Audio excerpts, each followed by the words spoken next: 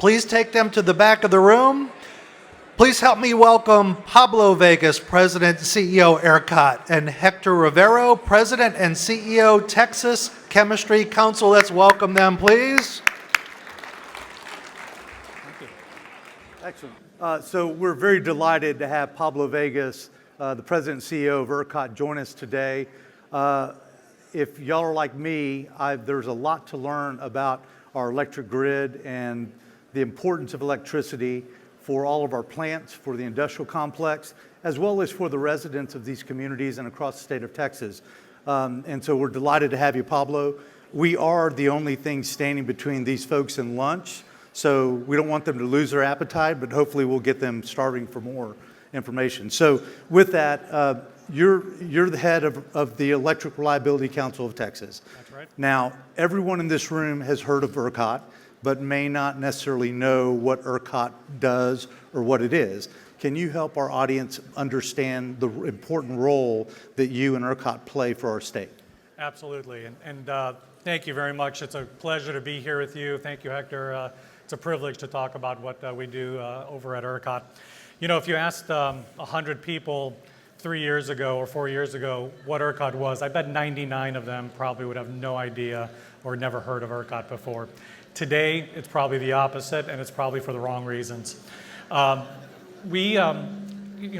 let me start at the high level.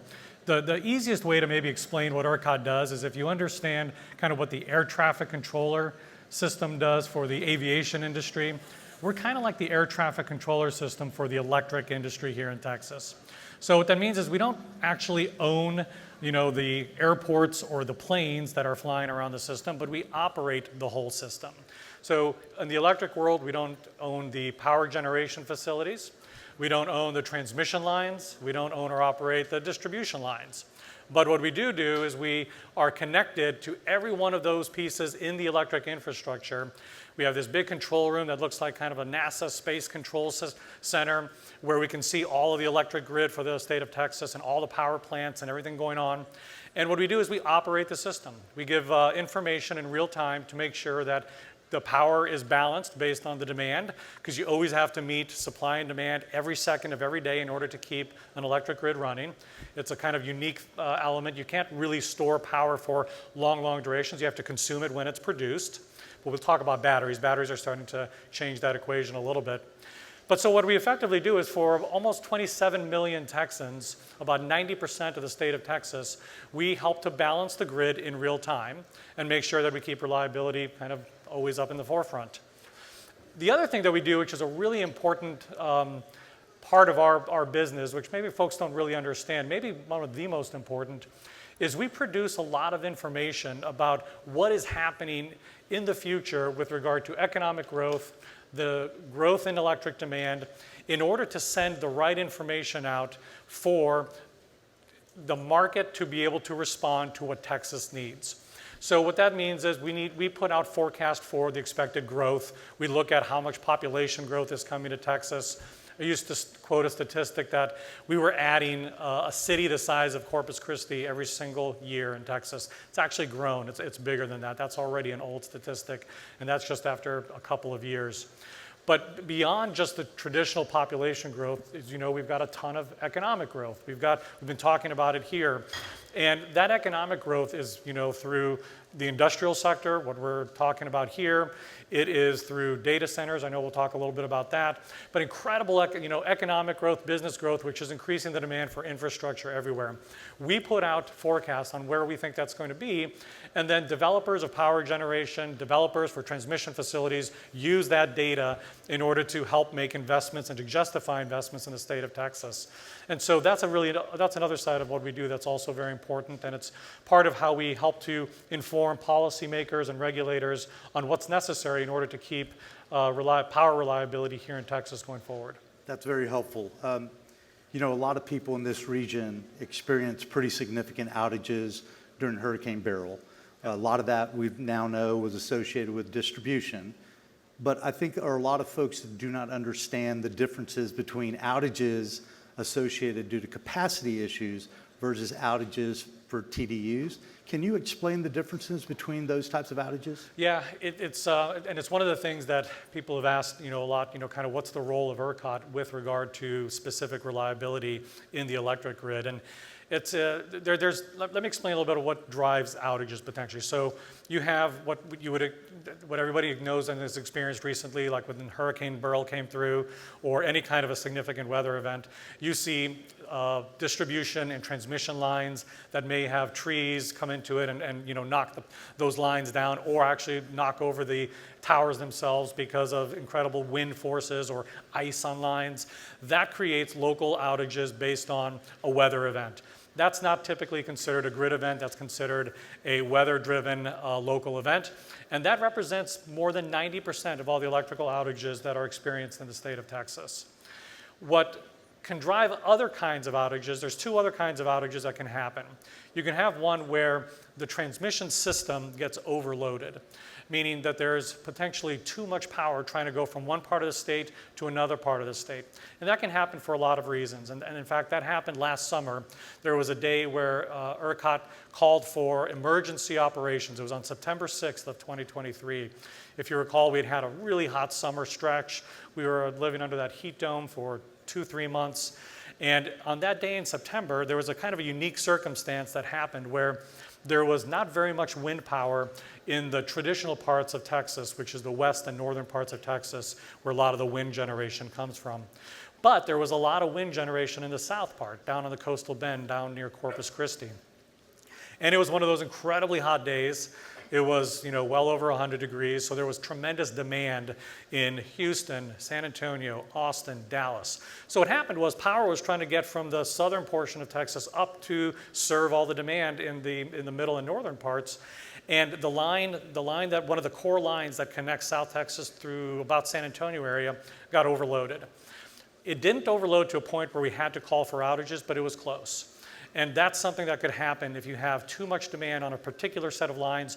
We may have to call for the transmission operator to shed load in that area in order to protect that transmission line from failing, which could cause then larger cascading outages. It's very rare that that happens, but that's another reason that could cause an outage.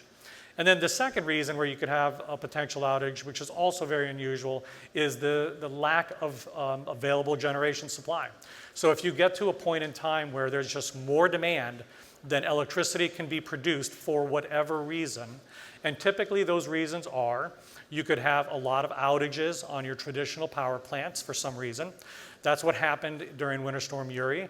There were a lot of freeze-ups and outages on the traditional power plants that we expect to be able to run during the wintertime. That was a problem.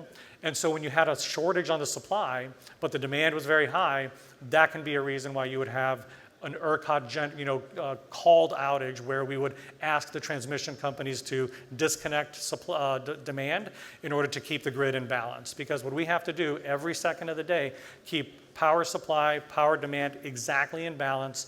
If it gets out of balance for even a minute, it can cause a lot of risk to the overall grid. And so that's a very unusual circumstances like that where we might have to call an outage. But mostly it's exactly what you described. It's the transmission and distribution lines potentially getting damaged by some kind of a weather event, a hurricane, an ice storm. That causes the majority of outages. And or vegetation. Vegetation, exactly. Like that was a story during Beryl. You got vegetation that grew into lines or blew into them, and that can cause those kinds of outages. Yep, exactly. I'm going to segue real quick because we're already getting some great questions from the audience, but a couple of questions came in that I know I get asked a lot, and I'm sure you do as well. But the question is, why is Texas and ERCOT not connected to the national grid? I'm sure you get that question a lot. I do get that question a lot. Well, Texas needs to be Texas. We are independent. We do things our own way. I mean, it really is part of the answer, actually, because way back when the grid was developing in the middle of the 20th century, all of the power grids were essentially independently run. So Houston had their own power grid and Dallas had their own power grid.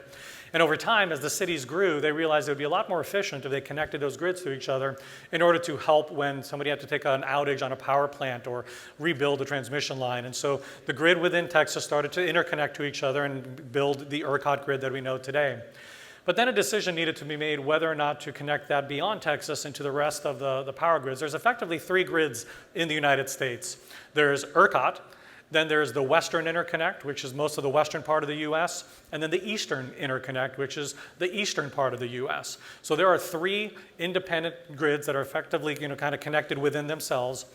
And the reason that they chose not to is one of the key things that happens when you are connected into the rest of the US grid is that you essentially cede authority to the Federal Energy Regulatory Commission for all things related to the wholesale power markets.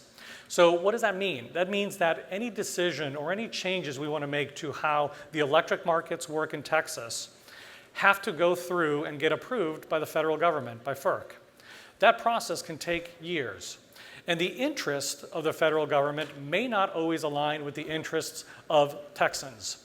And that's a very, very important distinction. I'll give you an example of where we have seen incredible benefit because of the fact we are not interconnected to the rest of the US grid. One of them is, right after Winter Storm Uri, this Texas state legislature passed a set of rules that required the power plants in the state of Texas, as well as the transmission facilities, to weatherize in order to be able to withstand extreme cold like what we experienced during Winter Storm Uri. That legislation was passed during the session when Winter Storm Uri occurred. It went into effect for that next winter. And we are now, 2.5, 3 years beyond that. We've already gone through another iteration of that weatherization law, and that law has prevented any kind of follow-on type of events like what we experienced in Uri. Since that happened, the federal government, FERC, and their related regulatory body on safety and reliability called NERC, they have been working on trying to develop a similar weatherization rule for the rest of the United States. They have not finished that rulemaking yet. They've been working on it for 3 years. So we made the change within a matter of months, implemented that change within a matter of months. We saw the benefit of that within a matter of months. That's a significant benefit. I'll give you one more benefit. As we talk about all the growth that's happening here in Texas, the need to be able to meet the growth here in Houston, but even the growth that's happening all around the state, we need to build infrastructure to do that. We have to build transmission lines. In order to build inside transmission lines in Texas, we have all the sole authority here inside between the legislature, the Public Utility Commission, and ERCOT in order to facilitate the building of transmission. It takes anywhere from 3 to 5 to 6 years to build a transmission line here in Texas. In other parts of the United States, it takes between 5 and 13 years. So more than 2, sometimes 3 times as long to build the same equivalent infrastructure if you're out of Texas versus inside. That's because we don't have to get approval from FERC in order to do all the siting and processing and allocation of cost related to our transmission lines.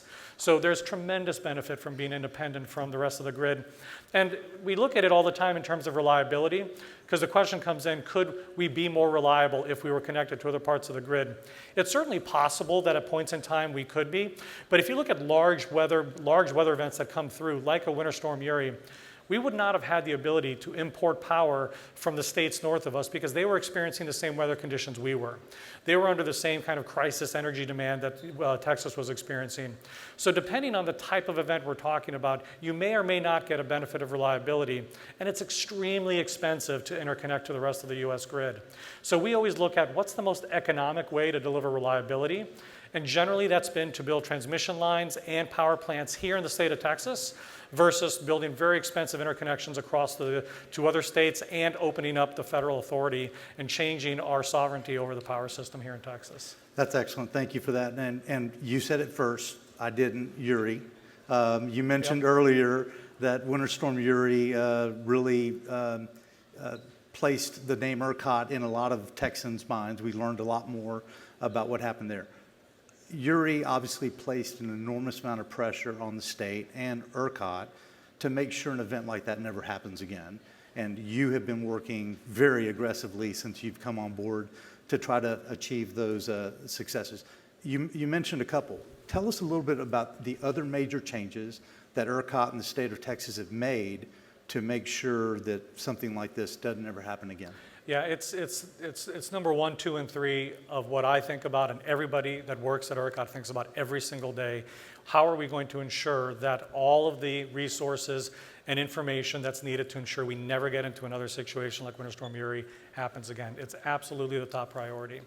The weatherization that I talked about, I will always answer is probably the number one most impactful thing that changed, because we have seen extreme cold weather since Winter Storm Uri, almost to the same degree in terms of coldness, and have not experienced any issues because of that, where other parts of the US have. So that's probably the number one most important thing we've done since then. But in addition to that, we also changed the way we operate the grid. So one of the things that we used to do prior is we used to allow the grid to get fairly close to the edge of scarcity before we would call on backup resources or emergency reserve resources.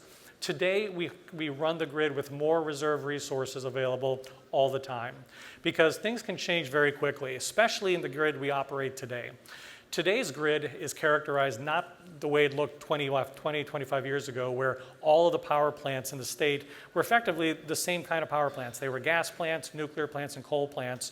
We call those thermal dispatchable resources.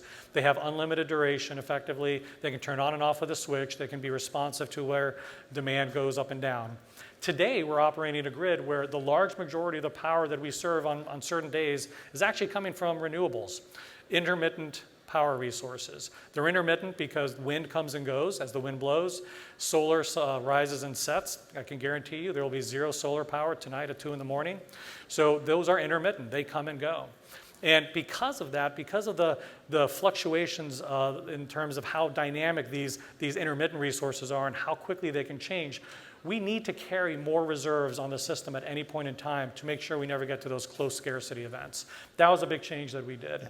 We implemented firm fuel supplies. That's something where we valued power plants that could carry fuel on site, and we pay extra for that during the winter months, so that just in case we need that, in case there's a problem with the gas system, that those power plants will have supply. That's something we've done, and you've all heard about perhaps the Texas Energy Fund that was just passed in the last legislative session. That was creating a pool of dollars, $5 billion initially, potentially up to $10 billion, to incentivize the development of natural gas dispatchable power plants effectively.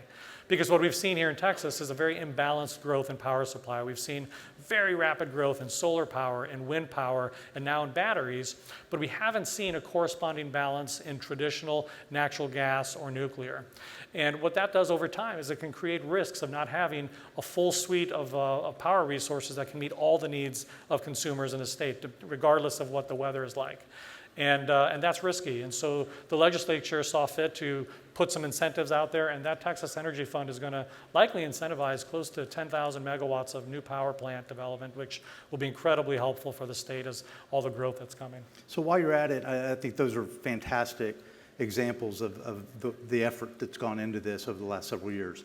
You know, there's an important role that ERCOT plays working with industrial users, many of my members, both for shed load need or for importation of power. Can you just touch briefly for the folks that maybe not working directly in industry on how important that relationship is to make sure that you can balance the grid? It really is.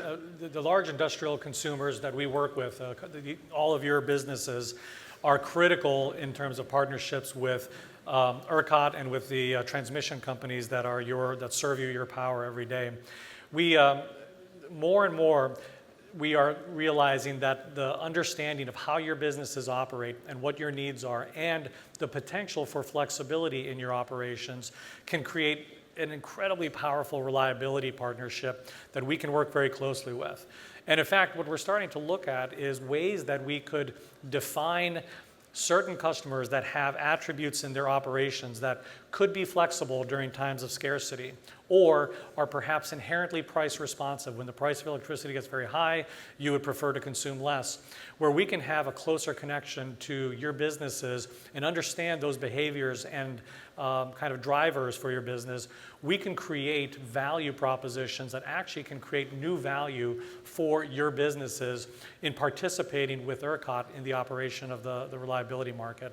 And that's something that we're starting to work through, because today we think about effectively all customers through a couple of lenses. Either we look at them as a firm customer or we look at them as a controllable load resource. And 90+% are considered firm customers. But the reality is your businesses are much more nuanced and complex than that. And you can actually sometimes have flexibility in the way you operate your business. That flexibility can be something that would be paid for and an economic incentive for ERCOT to have that flexibility during times of reliability. So the better we understand each other's businesses and the opportunity to really work through those kinds of conversations, we can create constructs that I think can create real value for the grid reliability, but also for your businesses specifically. All right, I want to touch on one of the real reasons that we wanted to have you on, and that I recommended to Chad that we get you on.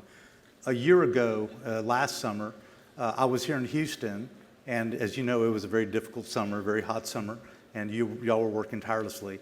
And y'all had just issued a conservation notice, and you were being interviewed by a news reporter on television, and they were like blaming you and accusing you, you're the problem, and I thought, you know, people really don't understand.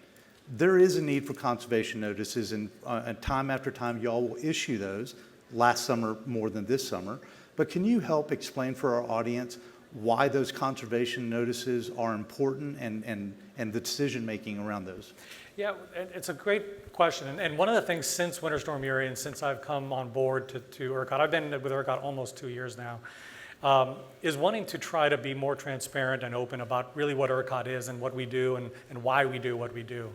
And I'm trying to also kind of peel back the curtain a little bit on some of the, the realities of the challenges with our electric grid today. And we have gotten to a place where we're the beneficiary of one of the, the most incredible growth stories, in economies around the world, where, the Texas growth story really is the Texas miracle in many ways. We are, the 8th largest economy in the world. We are growing faster than any other state in the nation. We have more Fortune 500 companies moving to this state than any other state over the last 10 years. And that has created this incredible demand for infrastructure. And as I mentioned earlier, we are seeing infrastructure respond. We are seeing a lot of growth, but right now, the base incentives for building power systems in the state of Texas lean heavily to favor solar, wind, and batteries, which are great. They provide tremendous value to the state. We love all the sources of power we can get. But we're not getting that balance in terms of the equivalent growth on the traditional type of generation, which means during certain times of the year, we're seeing scarcity happen more frequently. So when that is happening, what we're trying to do is explain we're coming to a point in time where we expect that could be the case. A conservation notice is to make consumers aware as well as industrial customers. And effectively, when we actually get into a real scarcity condition, then there's not a surprise that your retail provider, your transmission operator might be calling you to say, hey, we need you to try to pull back if you can. We don't want people to feel like we're pulling the rug out from under them without any notice. And so we're trying to be a little bit more forthright in saying this is the reality of what is going on right now, and this is the the conditions we're in.